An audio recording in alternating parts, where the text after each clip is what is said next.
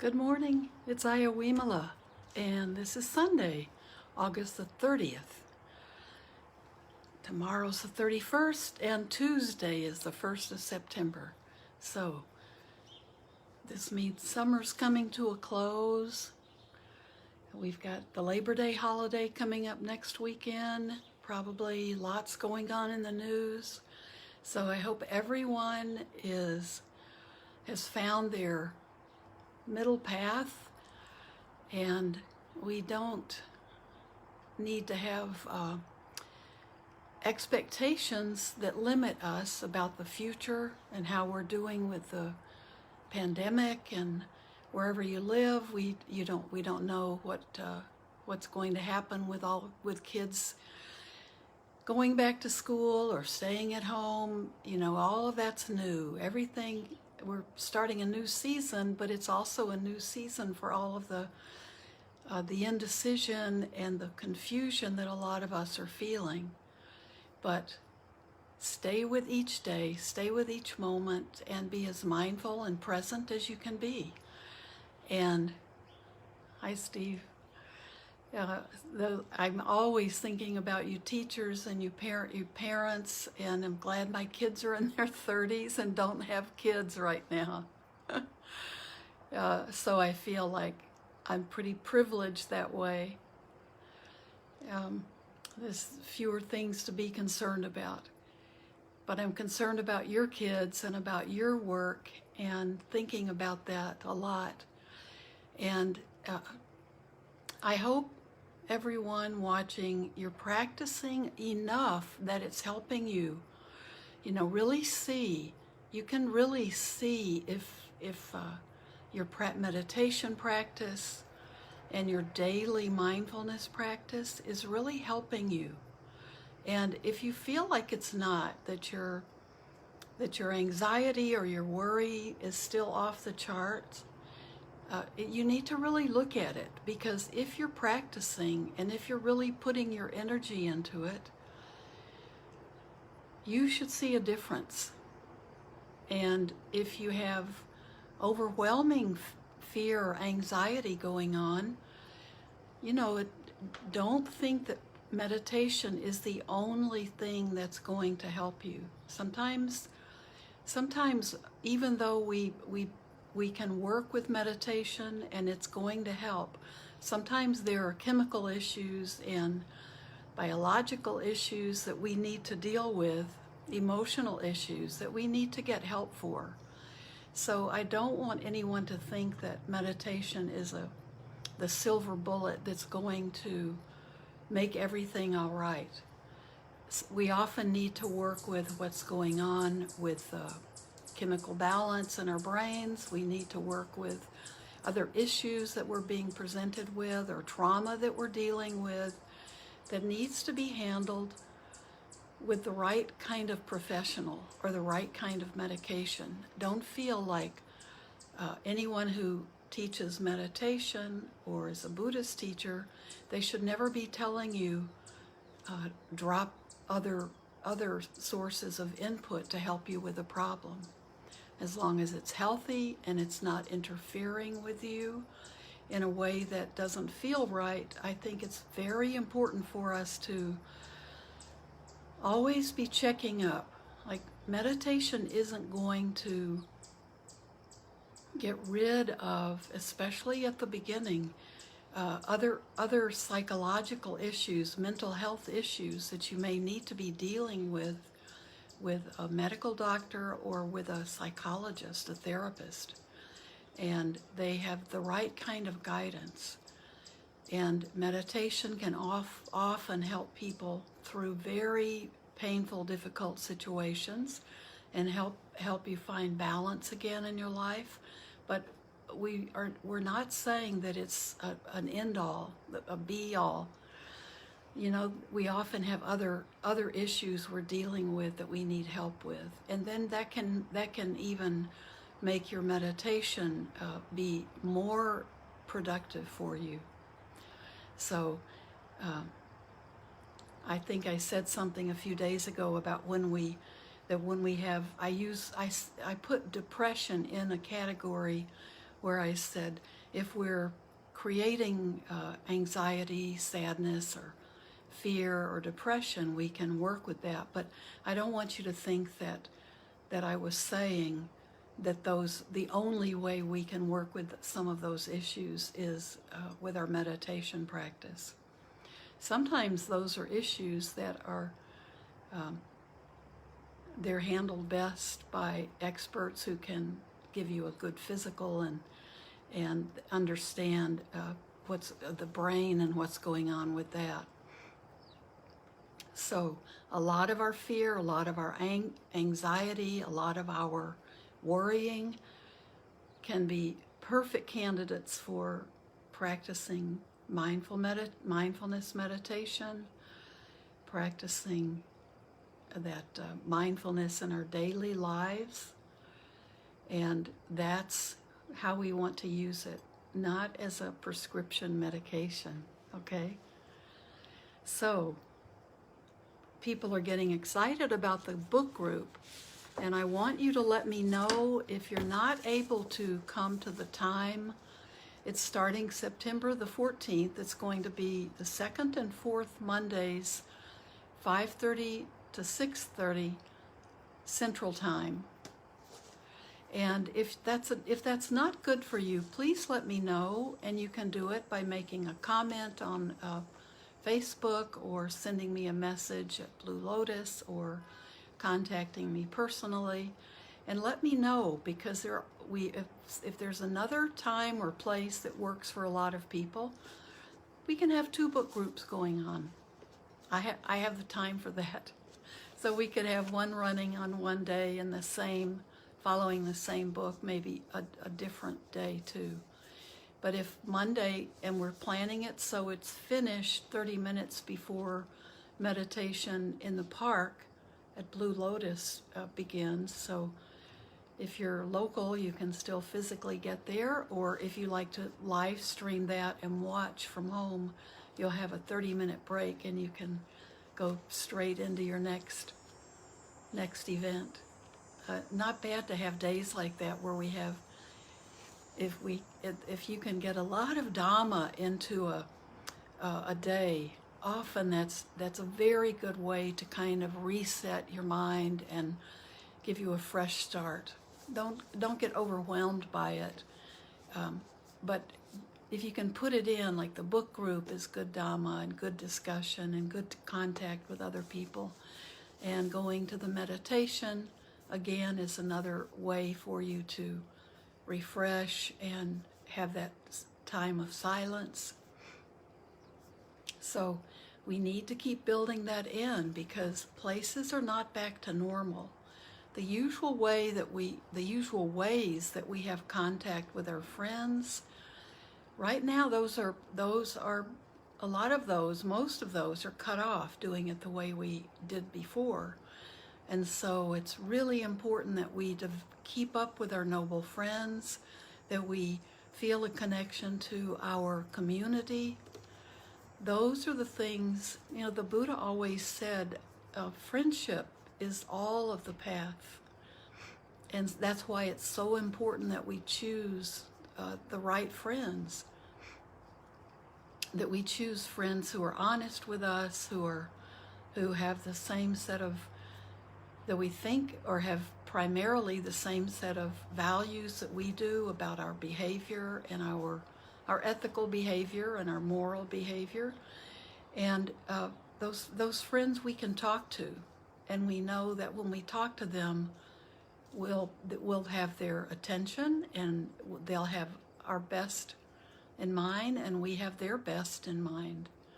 So we have to keep encouraging and developing that, even if it's primarily by phone or text or online and classes. If you haven't tried online classes, you can very quickly find people in a group who you feel a connection to. So expand your horizons. Don't be afraid. And there'll be more information about the book group coming out probably tomorrow. So you can check that and be ready for that. And remember, we have sutta study at the temple. There are other groups doing so many free classes and free meditations online, so you can check out the Bari Center, Bari Retreat Center, Barre. They always have free programs going on, as well as regular meditations. You can subscribe to the BAUS monastery in upstate New York, or Bhikkhu Bodhi, and he does meditations a couple of times a week from his monastery, and he and the other monks there doing meditations during the week, guided meditations. And there's just an unlimited number of possibilities. So even if you're back at work, if you're busy trying to learn how to be a teacher so you can be there mentoring your kids, if you're trying to balance going to work and having your kids at home, or your kids are going to need more help than ever, just because the school year wherever you are is going to be different, and you really need to be there for your kids. But there are things going online that'll be helpful for your kids too. Mindfulness programs and lots of good children's material and classes, I'm sure, on YouTube. I'll have to check into some more.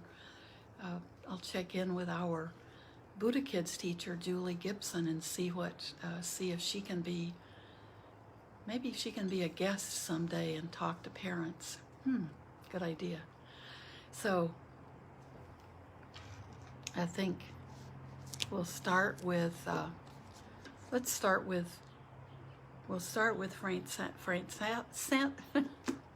Saint Francis, and we'll end with my wish. We'll end with Shanti Deva.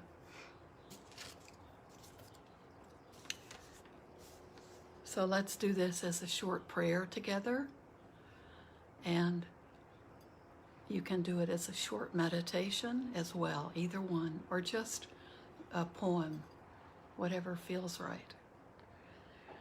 Lord, make me an instrument of your peace. Where there is hatred, let me sow love. Where there is injury, pardon. Where there is doubt, faith. Where there is despair, hope. Where there is darkness, light. Where there is sadness, joy. O Divine Master, grant that I may not so much seek to be consoled as to console, to be understood as to understand, to be loved as to love. For it is in giving that we receive, it is in pardoning that we are pardoned, and it is in dying that we are born to eternal life. Amen. So nice start, and now let's spend some time together. Let's practice some loving kindness today.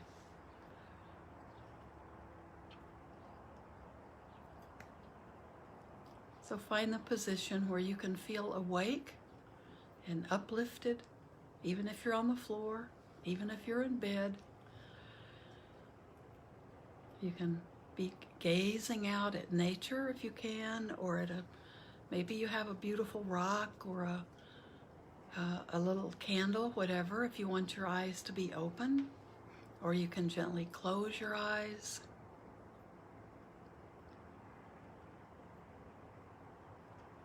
I'm reading more and more, it seems, in almost everything I pick up lately, about how important it is for us to be breathing deeper down into our lungs. It's keeping the tissue alive in our bodies. It's good for our respiration. And so, more than ever, I want you to have that hand on your tummy.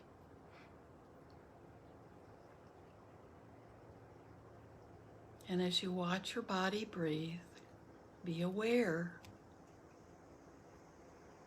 You can feel your body breathing deeper. You don't have to be in charge of it anymore if you've been practicing with me.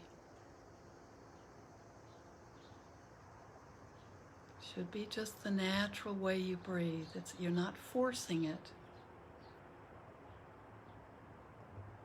but you're being aware of your belly rising on the inhale,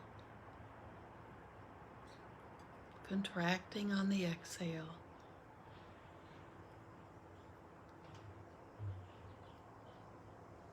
It's really allowing us to be calm. This calms us down. And if we're learning to observe our body, which is also gently guiding our body to take those deeper breaths, deeper down into our lungs. It calms us down if we're anxious or worried or fearful.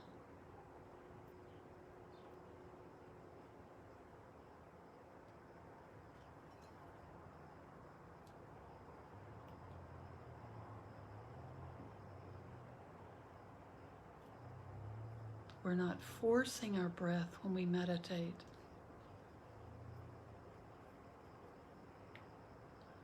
You can practice anytime just putting your hand on your belly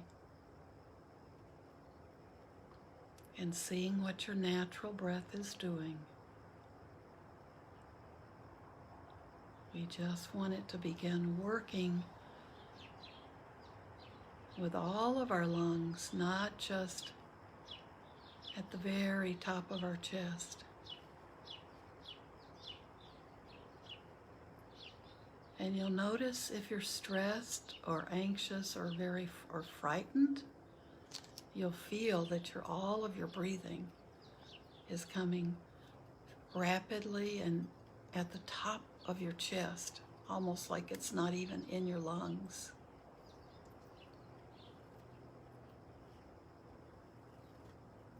Let it come down and bring that healthy oxygen all the way into your lungs. Now you can just observe that.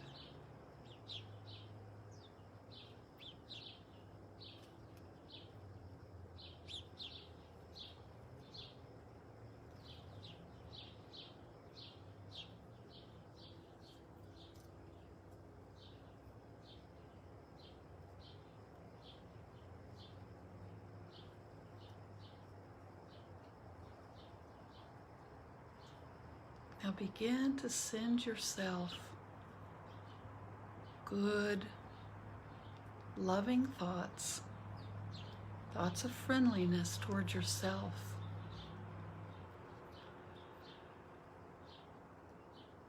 Maybe you've discovered during the pandemic that becoming your own best friend is really, really a good policy, right? If you can cheer yourself up, if you can try to understand yourself and see things more clearly, you're being a good friend to yourself. Taking care of yourself.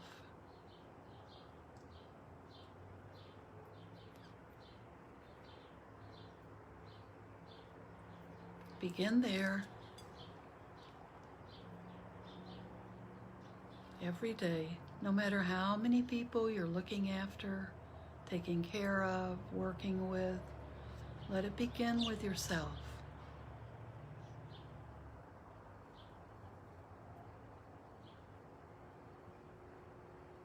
That's giving you the right ingredients to then be able to pass it forward, to radiate it out.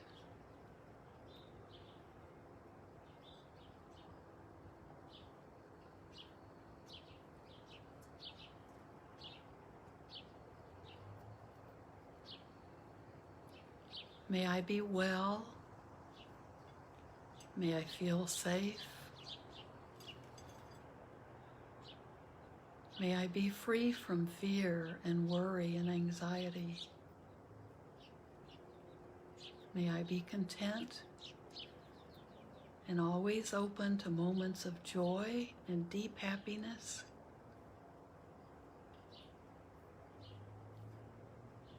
May I be at peace.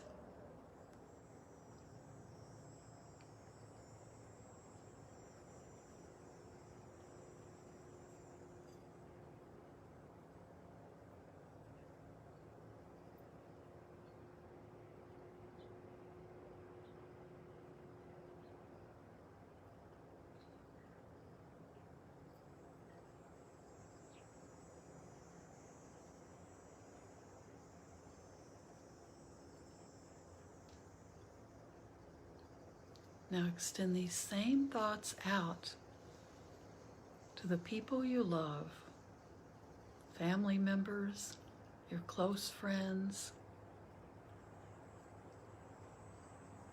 the people you know who are like family to you or who are your family.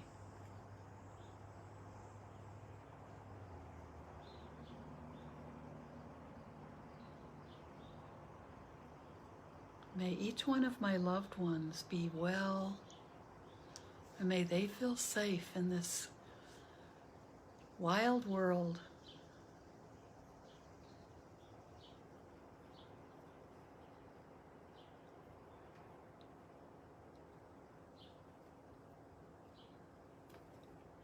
May they be content and always open to joy and deep happiness.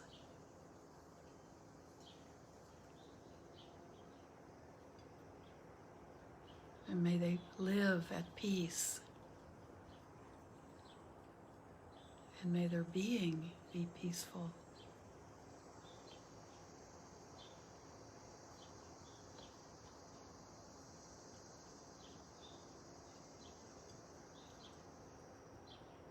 If your loved ones are far away, just see their faces smiling at you.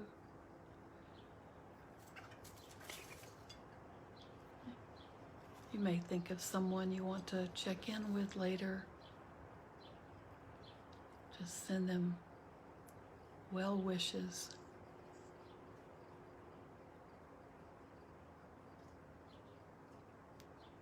These are people we're close to. We often have most of our difficulties at some time or other with our loved ones.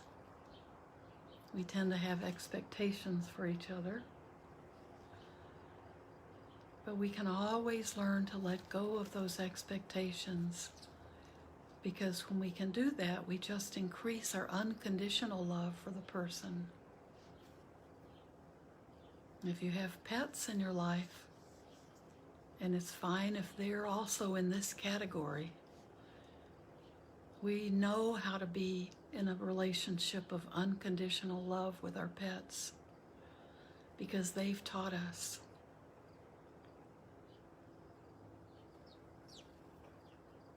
So they can teach us about unconditional love with our other human loved ones.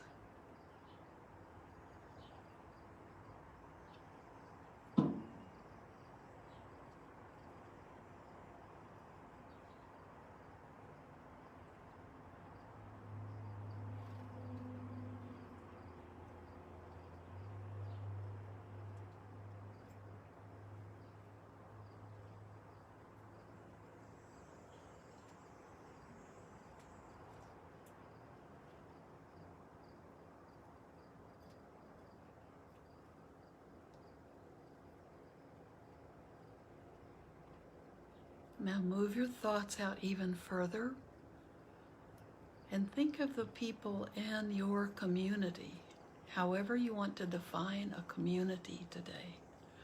This can be your neighborhood community or your community from your church or your temple.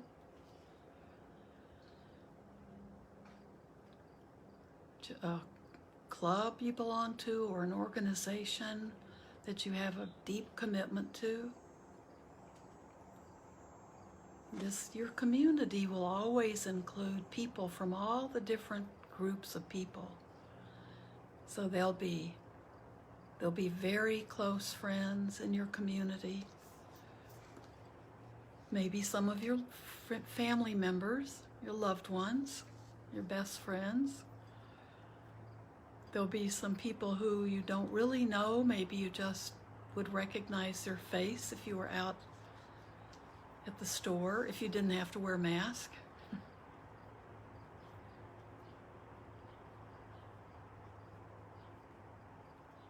Maybe there are people who are your difficult people in your community you're picking. People that you just don't care for, or people who you feel at odds with at times. Whatever community is, there will be people like that. That's our human nature. So they can always be, that's always something that has potential for exploring. But now, think of your community and just send this sense of friendliness, this sense of goodwill, letting go of all negative thoughts, letting go of any thoughts of even attachment or too much of a connection. Sometimes in our community, if we have too strong of a connection or an attachment, then it's easy to get our feelings hurt, or we feel someone is not giving us the attention that we'd like, or all the things that come up in like a family, a big family. This is extending your family. So see if you can just send goodwill and kindness and friendliness to everyone in that community. But this is including all types of beings. Your community may include animals, so think of them as well. If you volunteer walking dogs or socializing with animals or taking care of them, don't just include the other people you work with, but include all of your animal folks, animal friends. Send out goodwill. Send out kindness. May all beings in my community be well, and may they feel safe. May they be content and open to joy and deep happiness. May they be free from fear and worry and anxiety. May they be able to live in peace.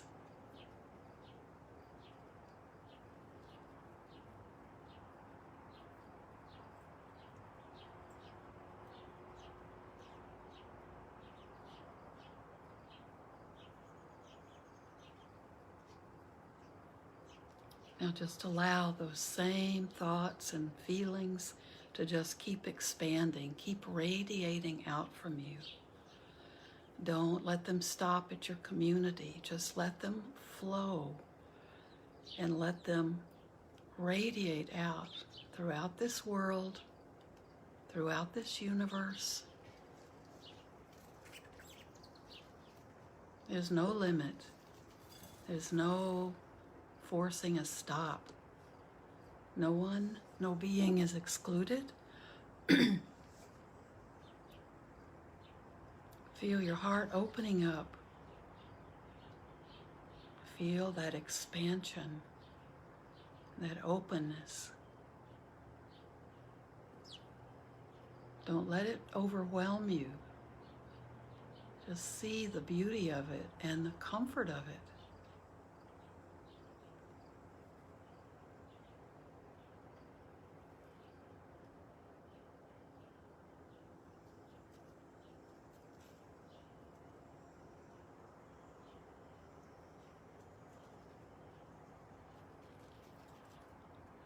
And may all beings be aware of the causes and conditions behind all of this. that we are creating this happiness, this joy, this energy.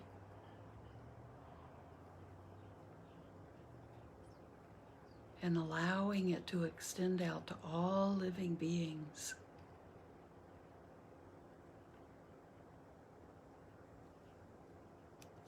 May I become at all times, both now and forever, a protector for those without protection, a guide for those who have lost their way, a ship for those with an ocean to cross, a sanctuary for those in danger, a lamp for those without light,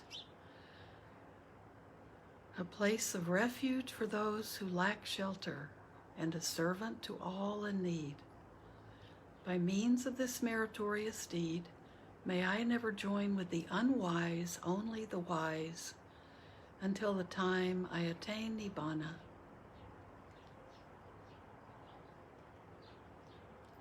So, wherever you are, I hope your evening or your day is as beautiful as it is here, and that you, if you can stay seated and meditate for a longer period of time, or just be in a beautiful place in your home or in your yard or looking out a window, and just be with your thoughts now or your energy. Be with the calm. Have a beautiful day. Thank you for being here with me. Bye-bye. Bye-bye. Thank you, everybody.